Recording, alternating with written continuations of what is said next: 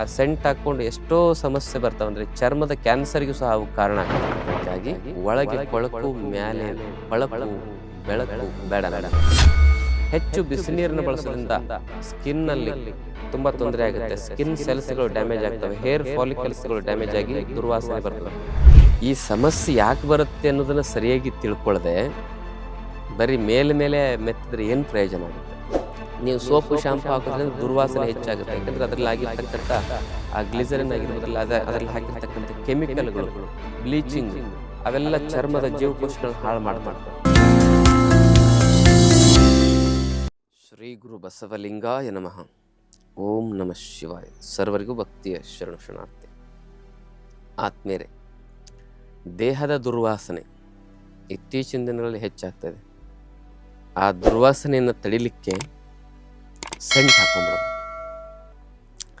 ಅದೊಂದು ಸ್ವಲ್ಪ ಹೊತ್ತಿರ್ತದೆ, ಆಮೇಲೆ ಸೆಂಟ್ ವಾಸನೆ, ಬಾಡಿ ದುರ್ವಾಸನೆ ಎರಡೂ ಸೇರಿ ಭಯಂಕರ ದುರ್ವಾಸನೆ.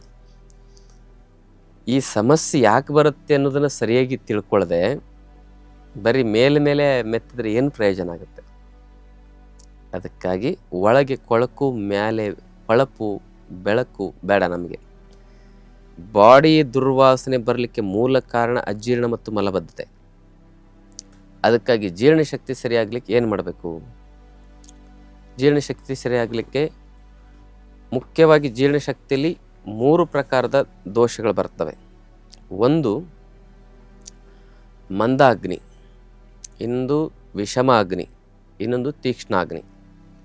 ತೀಕ್ಷ್ಣಾಗ್ನಿ ಅಂದರೆ ಈ ವಿಪರೀತ ತಿನ್ನೋದು, ಅದರಿಂದ ಏನಾಗೋದು, ಆಮ ಜಾಸ್ತಿ ಸೃಷ್ಟಿಯಾಗೋದು.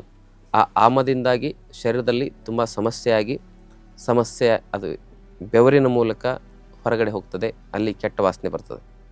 ಅದೇ ರೀತಿ ಮಂದಾಗ್ನಿಯಿಂದ ಏನಾಗ್ತದೆ, ಜೀರ್ಣನೆ ಆಗೋದಿಲ್ಲ, ಅದು ವಿಷ ಸೃಷ್ಟಿಯಾಗಿ ಆಮ ಬೆವರಿನ ಮೂಲಕ ಹೊರಗೆ ಹೋಗ್ಬೇಕಾದ್ರೆ ದುರ್ವಾಸನೆ.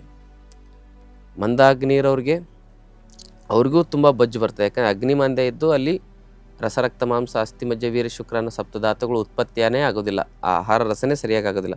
ಅತಿಯಾಗಿ ತಿಂದವ್ರಿಗೂ ಕೂಡ ಬಜ್ಜಾಗ್ತದೆ, ಅದು ತೀಕ್ಷ್ಣಾಗ್ನಿಯಿಂದ. ಇನ್ನು ವಿಷಮಾಗ್ನಿಯಿಂದನೂ ಕೂಡ ಬೊಜ್ಜು ಹೆಚ್ಚಾಗ್ತದೆ. ಆ ಸಮಾಗ್ನಿ ಮುಖ್ಯವಾಗಿ ನಮ್ಮ ಆಯುರ್ವೇದದಲ್ಲಿ ಹೇಳ್ತಾರೆ, ಸಮದೋಷ ಸಮಾಗ್ನಿಶ್ಯ ಸಮಧಾತು ಮಲಕ್ರಿಯ ಪ್ರಸನ್ನಾತ್ಮೇಂದ್ರಿಯ ಮನ ಸ್ವಸ್ಥ ಇತ್ಯ ವಿಧೇಯತೆ. ಅಗ್ನಿ ಸಮ ಇರಬೇಕು, ಹೆಚ್ಚಿರಬಾರ್ದು, ಕಮ್ಮಿ ಇರಬಾರ್ದು, ವಿಷಮ ಇರಬಾರ್ದು. ಅದಕ್ಕಾಗಿ ಏನು ಹೇಳ್ತಾರೆ, ವಾರಕ್ಕೆ 1 ಬಾರಿ ಉಪವಾಸ. ವಾರಕ್ಕೆ 1 ಬಾರಿ ಉಪವಾಸ ಮಾಡೋದ್ರಿಂದ ಆ ಉಪವಾಸದಲ್ಲಿ ಏನು ತಿನ್ನಬೇಕು? ಹಣ್ಣು ತಿನ್ನಬೇಕು, ಎಳೆನೀರು, ಸೊಪ್ಪು, ತರಕಾರಿಗಳ ಜ್ಯೂಸು, ಈ ಥರ ಪ್ರಯೋಗ ಮಾಡೋದ್ರಿಂದ ನಮ್ಮಲ್ಲಿ ವಿಷಮ ಅಗ್ನಿ, ಮಂದ ಅಗ್ನಿ ಮತ್ತು ತೀಕ್ಷ್ಣಾಗ್ನಿ ಇಂಥ ಸಮಸ್ಯೆಗಳಿಗೆ ಪರಿಹಾರ ಕಂಡುಕೊಳ್ಬೋದು. ಮತ್ತು ಈ ತೀಕ್ಷ್ಣ ಅಗ್ನಿಗೆ ಅದಕ್ಕೆ ಭಸ್ಮಕ ರೋಗ ಅಂತ ಸಹ ಹೇಳ್ತಾರೆ. ಅಂಥ ಭಸ್ಮಕ ರೋಗ ಇದ್ದವರಿಗೆ ಅದನ್ನು ಸರಿ ಮಾಡಲಿಕ್ಕೆ ಏನು ಮಾಡಬೇಕಾದ್ರೆ, ಎಷ್ಟು ತಿಂದರೂ ತಿಂತಾನೆ ಇರ್ತಾರೆ ಅವರು ಬೆಳಗ್ಗಿಂದ ಸಂಜೆವರೆಗೆ. ಅಂಥವ್ರಿಗೆ ಆಯುರ್ವೇದ ಶಾಸ್ತ್ರದ ಪ್ರಯೋಗ ಹೇಳ್ತದೆ ನಿಮಗೆ. ಅತ್ತಿ ಮರದ ಚಕ್ಕೆಯನ್ನು ತೆಗೆದುಕೊಂಡು ನೆರಳಲ್ಲಿ ಒಣಗಿಸಿ ಪುಡಿ ಮಾಡಿ ಅದರ 1 ಚಮಚ 1 ಲೋಟ ನೀರಿನಲ್ಲಿ ಕುದಿಸಿ ಅದು ಕುದ್ದು ಅರ್ಧ ಲೋಟಕ್ಕೆ ಇಳಿಬೇಕು. ಆಮೇಲೆ ಅದರಲ್ಲಿ ಅರ್ಧ ಲೋಟ ಹಾಲು ಬೆರೆಸಿ, ಅದರ ಒಂದು ಕುದ್ದು ಆರಿಸಿರ್ತಕ್ಕಂಥ ಹಾಲು ಬೆರೆಸಿ ಅದರ ಸೇವನೆ ಮಾಡೋದ್ರಿಂದ ನಮಗೇನಾಗುತ್ತೆ ಅಂತ ಹೇಳಿದರೆ ಈ ಒಂದು ಭಸ್ಮಕ ರೋಗ ಕಮ್ಮಿ ಆಗುತ್ತೆ. ಅಥವಾ 1 ಲೋಟ ಹಾಲಿನಲ್ಲಿ 1 ಚಮಚ ಈ ಅತ್ತಿ ಮರದ ಚಕ್ಕೆ ಪುಡಿಯನ್ನು ಕುದಿಸಿ ಅರ್ಧ ಲೋಟಕ್ಕೆ ಇಳಿಸಿ ಅದನ್ನು ಸೇವನೆ ಮಾಡೋದ್ರಿಂದನೂ ಕೂಡ ಭಸ್ಮಕ ರೋಗಕ್ಕೆ ಪರಿಹಾರ. ಮತ್ತು ಮಂದ ಅಗ್ನಿಯ ಸಮಸ್ಯೆಗೆ ಏನೇನು ಮಾಡಬೇಕಂದ್ರೆ, ಭೋಜನಾಗ್ರೆ ಆರ್ಧಕ ಸೈಂಧವ ಭುಂಜತೆ ಅಂತ ಹೇಳ್ತಾರೆ. ಅಂದರೆ ಆಹಾರಕ್ಕಿಂತ ಮೊದಲು ಹಸಿ ಶುಂಠಿಯನ್ನು ಸೈಂಧವ ಲೋಣದಲ್ಲಿ ಅದ್ದಿ ಅದನ್ನು ಅಗದು ನಿಧಾನವಾಗಿ ಬಾಯಿ ಚಪ್ಪರಿಸಿ ಸೇವನೆ ಮಾಡೋದ್ರಿಂದ ಅದು ಸಹ ಕಮ್ಮಿ ಆಗುತ್ತೆ. ಯಾವುದು? ಮಂದ ಅಗ್ನಿ, ಅರ್ಧ ತಾಸು ಮೊದಲು. ಇನ್ನು ವಿಷಮ ಅಗ್ನಿಯಲ್ಲಿ ಏನು ಮಾಡಬೇಕು? ನಾವು 1 ಚಮಚ ಶುಂಠಿ ರಸ, 4 ಚಮಚ ನಿಂಬೆಹಣ್ಣಿನ ರಸ, ಅರ್ಧ ಚಮಚ ಶುಂಠಿ ಪುಡಿ, 4 ಚಿಟಿಕೆ ಕಾಳು ಮೆಣಸಿನ ಪುಡಿ, ಆಮೇಲೆ 4 ಚಿಟಿಕೆ ಪಿಪ್ಪಲಿ ಅಂತ ಹೇಳ್ತಾರೆ ಅದರ ಪುಡಿ, ಇವೆಲ್ಲ ಹಾಕಿ ಬೆರೆಸಿ 50 ml ನೀರಿನಲ್ಲಿ ಮಿಶ್ರಣ ಮಾಡಿ ಸೇವನೆ ಮಾಡೋದ್ರಿಂದ ವಿಷಮ ಅಗ್ನಿ ಒಂದ್ಸರಿ ಹೊಟ್ಟೆ ಹಸಿವಾಗುತ್ತೆ, ಒಂದ್ಸರಿ ಹಸಿವಾಗೋದಿಲ್ಲ. ಇಂಥ ಸಮಸ್ಯೆ ಪರಿಹಾರ. ಈ 3 ಅಗ್ನಿ ವಿಕಾರಗಳನ್ನು ದೂರ ಮಾಡಿದಾಗ ಜೀರ್ಣಶಕ್ತಿ ಚೆನ್ನಾಗಾಗುತ್ತೆ. ಜೀರ್ಣಶಕ್ತಿ ಚೆನ್ನಾಗಾದರೆ ನಮ್ಮಲ್ಲಿ ಟಾಕ್ಸಿನ್ ಉತ್ಪತ್ತಿ ಆಗೋದಿಲ್ಲ. ಟಾಕ್ಸಿನ್ ಉತ್ಪತ್ತಿ ಆಗಿಲ್ಲ ಅಂದರೆ ಬೆವರಿನ ವಾಸನೆ ಬರೋದಿಲ್ಲ. ನಾವು ಸುಮ್ಮನೆ ಮೈಗೆಲ್ಲ ಲೇಪನ ಮಾಡಿ ಅದು ಮಾಡಿದ್ದು ಮಾಡಿ ಪ್ರಯೋಜನ ಇಲ್ಲ. ಜೀರ್ಣಶಕ್ತಿ ಸರಿಯಾಗಾದರೆ ನಮ್ಮ ಬೆವರಿನ ದುರ್ವಾಸನೆ ಕಮ್ಮಿ ಆಗುತ್ತೆ.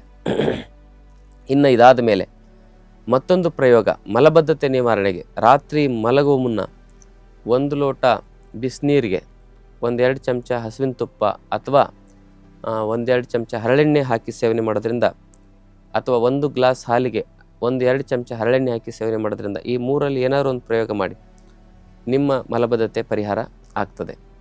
ಬೆಳಗ್ಗೆ ಸಹ ರಕ್ತ ಶುದ್ಧಿಗಾಗಿ ಬೆಟ್ಟದ ನೆಲ್ಲಿಕಾಯಿ ಜ್ಯೂಸು 1 ತಿಂಗಳು ಪ್ರಯೋಗ ಮಾಡಿ. ಇವೆಲ್ಲ ಮಾಡೋದ್ರಿಂದ ಒಳಗಿನಿಂದ ಆಂತರಿಕ ಶುದ್ಧತೆ ಬರ್ತದೆ. ರಕ್ತ ಒಂದು ದುಷ್ಟಿ, ರಕ್ತದಲ್ಲಿ ಆಗಿರ್ತಕ್ಕಂಥ ವಿಕಾರಗಳು, ರಕ್ತದಾತುವಿನ ಒಂದು ಕಲ್ಮಶಗಳು ಎಲ್ಲ ದೂರವಾಗಿ ನಮಗೆ ಬೆವರಿನ ದುರ್ವಾಸನೆ ಕಮ್ಮಿ ಆಗುತ್ತೆ. ಹಾಗೆಯೇ ಮತ್ತಿಷ್ಟು ಸ್ಥಾನಿಕ ಲೇಪನವನ್ನು ಸಹ ನಾವು ಇದರ ಜೊತೆಗೆ ಮಾಡಬಹುದು. ಇದನ್ನು ಮಾಡದೆ ನೀವು ಮಾಡಿದ್ರೆ ಏನು ಪ್ರಯೋಜನ ಇಲ್ಲ. ಅದರ ಜೊತೆಗೆ ಏನು ಮಾಡೋದು ಅಂದರೆ ಗಂಧವನ್ನು ಚೆನ್ನಾಗಿ ತೆಗೆದು, ಯಾವುದ್ರಲ್ಲಿ ತೆಗಿಬೇಕು, ಎಳೆನೀರಿನಲ್ಲಿ ತೆಗಿಬೇಕು, ಅದೆಲ್ಲ ಮೈಗೆ ಲೇಪನ ಮಾಡೋದು. ಅಥವಾ ಹಾಲಿನಲ್ಲಿ ಗಂಧ ತೆಗೆದು ಅದನ್ನೆಲ್ಲ ಮೈಗೆ ಲೇಪನ ಮಾಡಿ 1 ತಾಸಿನ ನಂತರ ಸ್ನಾನ ಮಾಡೋದು. ಅಂಟುವಾಳಕಾಯಿ ಅಥವಾ ಮುಲ್ತಾನಿ ಮಿಟ್ಟಿಯನ್ನು ಬಳಸಿ ಸ್ನಾನ ಚೂರ್ಣ ಮಾಡ್ಕೊಳ್ಳೋದು.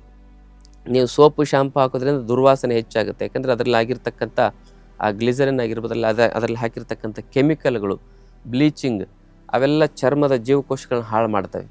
ಅದರಿಂದಾಗಿ ಚರ್ಮದ ರೆಸಿಸ್ಟೆನ್ಸ್ ಪವರ್ ಹಾಳಾಗಿ ಆಮ ಸೃಷ್ಟಿಯಾಗಿ ದುರ್ವಾಸನೆ ಬರ್ತದೆ. ತಕ್ಷಣಕ್ಕೆ ಘಮಘಮ ಅನ್ನೋದಲ್ಲ, ಇಡೀ ದಿನ ಘಮಘಮ ಅನ್ನಬೇಕಂದ್ರೆ ಸೋಪು ಶಾಂಪು ಬೇಡ. 100 ಗ್ರಾಮ್ ಮೆಂತ್ಯ, 300 ಗ್ರಾಮ್ ಕಡಲೆ ಹಿಟ್ಟು, 50 ಗ್ರಾಮ್ ಕಸ್ತೂರಿ ಅರಿಶಿನ ಬೆರೆಸಿ ಸ್ನಾನ ಚೂರ್ಣ ಮಾಡಿ ಇಟ್ಕೊಳ್ಳಿ. ಅದರಿಂದ ಸ್ನಾನ ಮಾಡಿ ದುರ್ವಾಸನೆ ಕಮ್ಮಿ ಆಗುತ್ತೆ. ಇಲ್ಲದೇ ಇದ್ದರೆ ನಮ್ಮಲ್ಲಿ ಸ್ನಾನದ ಅದ್ಭುತವಾಗಿರ್ತಕ್ಕಂಥ ಒಂದು ಚೂರ್ಣವನ್ನು ಶಾಸ್ತ್ರಬದ್ಧವಾಗಿ ನಾವು ತಯಾರಿಸಿದ್ದೇವೆ. ಅದನ್ನು ತಾವು ತರಿಸ್ಕೊಂಡು ಉಪಯೋಗ ಮಾಡೋದು. ಸ್ನಾನ ಚೂರ್ಣ, ಅದ್ಭುತವಾಗಿರ್ತಕ್ಕಂಥ ಶುಭೋದಯ ಸ್ನಾನ ಚೂರ್ಣವನ್ನು ಮಾಡಿದ್ದೇವೆ. ಆ ಶುಭೋದಯ ಸ್ನಾನ ಚೂರ್ಣದಲ್ಲಿ ನಮ್ಮ ಚರ್ಮದ ಕಾಂತಿ ಹೆಚ್ಚು ಮಾಡ್ತಕ್ಕಂಥ ಎಲ್ಲ ವನಮೂಲಿಕೆಯನ್ನು ಹಾಕಿದ್ದೀವಿ. ಚರ್ಮದ ಕಾಯಿಲೆಗಳು ಬರದಂತೆ ನಮ್ಮ ಚರ್ಮ ಆರೋಗ್ಯವಾಗಿರಬೇಕು ಅಂದರೆ ಏನು ಮಾಡಬೇಕು ಅನ್ನೋದು ಎಲ್ಲ ವನಮೂಲಿಕೆಗಳನ್ನು ಶಾಸ್ತ್ರಬದ್ಧವಾಗಿ ಹಾಕಿ ತಯಾರಿಸಿದ್ದೇವೆ. ನಿಮ್ಮ ಮನೆ ಮದ್ದು ಮಾಡ್ಕೊಳ್ಳಿ. ಅದರ ಜೊತೆಗೆ ನಮ್ಮ ಸ್ನಾನ ಚೂರ್ಣ ಸಹ ಬಳಸ್ಬೋದು. ಆದರೆ ಸೋಪು ಶಾಂಪು ಮಾತ್ರ ಬಳಸೋಕ್ಕೆ ಹೋಗಬೇಡಿ. ಇಷ್ಟು ಮಾಡಿ ನಿಮ್ಮ ಬೆವರಿನ ದುರ್ವಾಸನೆಯಿಂದ ದೂರ ಇರಬಹುದು. ಅಷ್ಟೇ ಅಲ್ಲದೆ ನಿಂಬೆಹಣ್ಣಿನ ರಸ ಮತ್ತು ಅಲೋವೆರಾ ಇವೆರಡನ್ನು ಸಮ ಪ್ರಮಾಣದಲ್ಲಿ ಮಿಶ್ರಣ ಮಾಡಿ ಮೈಗೆಲ್ಲ ಲೇಪನ ಮಾಡಿ 1 ತಾಸಿನ ನಂತರ ಸ್ನಾನ ಮಾಡೋದ್ರಿಂದನೂ ಬೆವರಿನ ದುರ್ವಾಸನೆ ಕಮ್ಮಿ ಆಗುತ್ತೆ. ಹಾಗೆಯೇ ಮುಲ್ತಾನಿ ಮಿಟ್ಟಿ ಅಲೋವೆರಾವನ್ನು ಮಿಶ್ರಣ ಮಾಡಿ ಮೈಗೆಲ್ಲ ಲೇಪನ ಮಾಡಿ, ಪೇಸ್ಟ್ ಮಾಡಿ ಲೇಪನ ಮಾಡಿ, ಅದರೇ ಒಂದು ಪ್ರಯೋಗ 1 ತಾಸಿನ ನಂತರ, ಲೇಪನ ಮಾಡಿದ 1 ತಾಸಿನ ನಂತರ ನಾವು ತಣ್ಣೀರು ಅಥವಾ ಉಗುರು ಬೆಚ್ಚನೆ ನೀರಿನ ಸ್ನಾನ ಮಾಡೋದ್ರಿಂದನೂ ಸಹ ಬೆವರಿನ ದುರ್ವಾಸನೆ ಕಮ್ಮಿ ಆಗುತ್ತೆ. ವೃತ ಇಂತಹ ಒಂದು ಸಹಜ ಪ್ರಕ್ರಿಯೆಯನ್ನು ಮಾಡದೆ ನೀವು ಸೆಂಟ್ ಬಳಸೋದು, ಫ್ರೆಶರ್ ಬಳಸೋದು, ಫ್ರೆಶ್ನರ್ ಅಂತಾರೆ, ಕೆಟ್ಟು ಹೊಲಸು ವಾಸನೆ ಇರ್ತದೆ, ಗೀಸಿ ಎಲ್ಲ ಹಾಕ್ಕೊಂಡು ಅದೇ ದೇಹಕ್ಕೆ ತೊಂದರೆ ಮಾಡ್ತದೆ. ಅದರಲ್ಲಿ ಮತ್ತೆ ಏರ್ ಫ್ರೆಶ್ನರ್ ಅಂತೆ. ಫ್ರೆಶ್ ಏರ್ ಬೇಕು, ಏರ್ ಫ್ರೆಶ್ನರ್ ನಮಗೆ ಬೇಕಾಗಿಲ್ಲ. ಫ್ರೆಶ್ ಬಾಡಿ ಬೇಕು, ಬಾಡಿ ಫ್ರೆಶ್ನರ್ ನಮಗೆ ಬೇಕಾಗಿಲ್ಲ. ಅದಕ್ಕೆ ಇಂಥ ಪ್ರಯೋಗ ಮಾಡಿ ಆ ಸೆಂಟ್ ಹಾಕ್ಕೊಂಡು ಎಷ್ಟೋ ಸಮಸ್ಯೆ ಬರ್ತಾವೆ. ಅಂದರೆ ಚರ್ಮದ ಕ್ಯಾನ್ಸರ್ಗೂ ಸಹ ಅವು ಕಾರಣ ಆಗ್ತವೆ. ಅದಕ್ಕೆ ಅಂಥವನ್ನು ಬಳಸದೆ ಈ ಥರ ನೈಸರ್ಗಿಕವಾಗಿರ್ತಕ್ಕಂಥ ಪ್ರಯೋಗ ಮಾಡಿ. ಹೆಚ್ಚು ಬಿಸಿನೀರನ್ನು ಬಳಸೋದ್ರಿಂದ ಸ್ಕಿನ್ನಲ್ಲಿ ತುಂಬ ತೊಂದರೆ ಆಗುತ್ತೆ. ಸ್ಕಿನ್ ಸೆಲ್ಸ್ಗಳು ಡ್ಯಾಮೇಜ್ ಆಗ್ತವೆ, ಹೇರ್ ಫಾಲಿಕಲ್ಸ್ಗಳು ಡ್ಯಾಮೇಜ್ ಆಗಿ ದುರ್ವಾಸನೆ ಬರ್ತದೆ. ಅದಕ್ಕೆ ಹೆಚ್ಚು ಬಿಸಿನೀರಿನ ಪ್ರಯೋಗವನ್ನು ನೀವು ಮಾಡಬೇಡಿ. ತಣ್ಣೀರು ಭಾಳ ಒಳ್ಳೆಯದು. ತಣ್ಣೀರು ಆಗದೇ ಇದ್ದರೆ ಉಗುರು ಬೆಚ್ಚನೆ ನೀರನ್ನ ಪ್ರಯೋಗ ಮಾಡಿ ಸ್ನಾನಕ್ಕೆ. ಇದು ದುರ್ವಾಸನೆ ತಡೀಲಿಕ್ಕೆ ಉಪಯೋಗ ಆಗುತ್ತೆ ಅಂತಕ್ಕಂಥ ಮಾತನ್ನು ಹೇಳ್ತಾ, ಈ ಮಾಹಿತಿ ಇಷ್ಟವಾದಲ್ಲಿ ತಮ್ಮ ಬಂಧು ಮಿತ್ರರಿಂದ ಶೇರ್ ಮಾಡಿಕೊಳ್ಳಿ. ಜೊತೆಗೆ ನಮ್ಮ ಆಶ್ರಮದಲ್ಲಿ ಪ್ರತಿ ತಿಂಗಳು 5 ದಿನ ಆರೋಗ್ಯ ಶಿಬಿರ ನಡೀತದೆ. ಅಲ್ಲಿ ನಾವು ಆರೋಗ್ಯ ನೆಮ್ಮದಿಯಿಂದ 100 ವರ್ಷ ಬದುಕಬೇಕಂದ್ರೆ ಏನು ಮಾಡಬೇಕು ಅನ್ನೋದನ್ನು, ಆಯುರ್ವೇದ ಶಾಸ್ತ್ರದ ಮಾಹಿತಿಗಳನ್ನು, ಯೋಗಶಾಸ್ತ್ರದ ಮೂಲ ವಿಚಾರಗಳನ್ನು ನಿಮಗೆ ಅರ್ಥ ಆಗುವ ಹಾಗೆ ನಾವು ತಿಳಿಸ್ತೇವೆ. ನಾವೇ 5 ದಿವಸ ಆ ಶಿಬಿರದಲ್ಲಿ ಭಾಗವಹಿಸ್ತೇವೆ. BP, ಶುಗರ್, ಥೈರಾಯ್ಡ್, ಕೊಲೆಸ್ಟ್ರಾಲ್ ಏನೇನೋ ರೋಗಗಳಿಗೆ ಸಾಯೋವರಿಗೆ ಔಷಧಿ ತೆಗೆದುಕೊಳ್ಳಬಾರ್ದು. ಅದನ್ನು ಪರಿಹಾರ ಮಾಡಿಕೊಳ್ಳೋದು ಹೇಗೆ ಅದನ್ನು ನಿಮಗೆ ತಿಳಿಸೋ ಪ್ರಯತ್ನ ನಾವು ಮಾಡ್ತೇವೆ. ಅದನ್ನು ಅರ್ಥ ಮಾಡ್ಕೊಂಡು ನೀವು ಪ್ರಯೋಗ ಮಾಡಿದ್ರೆ ನೆಮ್ಮದಿಯಿಂದ ಔಷಧಿ ಬಿಟ್ಟು 100 ವರ್ಷ ಬದುಕ್ಬೋದು. ತಮ್ಮೆಲ್ಲರಿಗೂ ಶರಣಾರ್ಥಿ. ಇನ್ನಷ್ಟು ಆಯುರ್ವೇದ ಮತ್ತು ಯೋಗ ಚಿಕಿತ್ಸೆ ಟಿಪ್ಸ್ಗಾಗಿ Vaidyashree health tips channel subscribe ಮಾಡಿ, ಹಾಗೆ ಫೇಸ್ಬುಕ್, ಇನ್ಸ್ಟಾಗ್ರಾಂನಲ್ಲಿ ಫಾಲೋ ಮಾಡಿ.